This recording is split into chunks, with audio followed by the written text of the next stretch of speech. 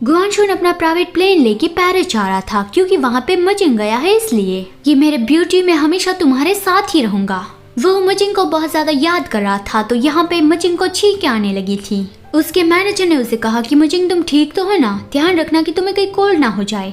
मजिंग ने कहा कि मैं ठीक हूँ, शायद कोई बेवकूफ मेरे बारे में सोच रहा होगा। फिर अगले सीन में दिखाया जाता है मुशाओ का घर। ज़ेचेन वहाँ पे पहुंचा और जाते ही उसने मुशाओ को गले लगा लिया। मुशाओ तो इससे बहुत ही सरप्राइज था, लेकिन ज़ेचेन ने स्माइल के साथ कहा कि मुशाओ मैंने कर दिखाया। मुशाओ उसे अंदर ले गया और एक पानी का ग्लास दिया कि ये लो, थोड़ा पानी पी लो। ज़ेचेन ने स्माइल के साथ उसे थैंक्स कहा। मुशाओ उसके पास बैठा और कहा कि तो उस आग वाले सीन के बाद गुआनशुन की मेमोरी वापस आ गई।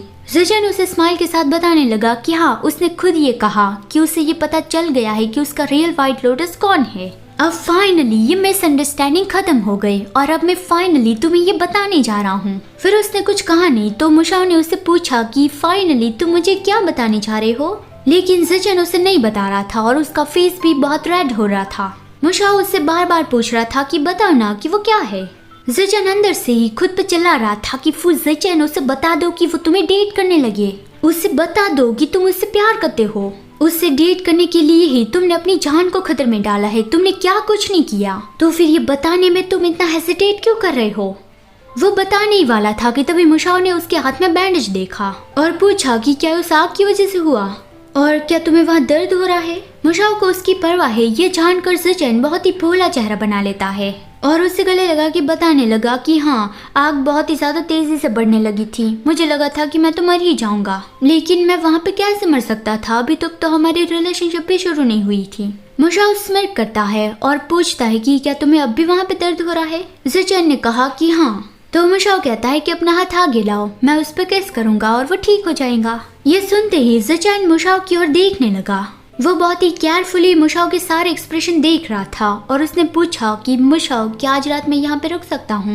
मुशाओ जवाब देने में बहुत ही देर लगा रहा था तो ज़ेचेन की धड़कन तेज हो गई थी, लेकिन फिर मुशाओ ने कहा कि हाँ ठीक है, तो ज़ेचेन बहुत ज्यादा खुश हो गया।